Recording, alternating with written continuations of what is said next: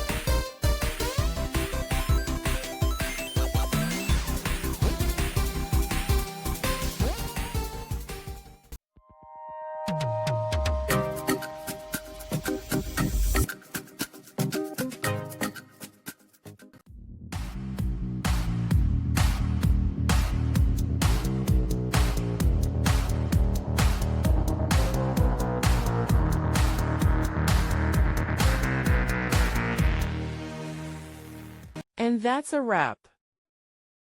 I hope you found the answer you were looking for.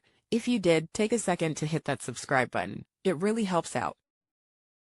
And let me know in the comments which solution worked best for you. See you next time in the Debug Zone.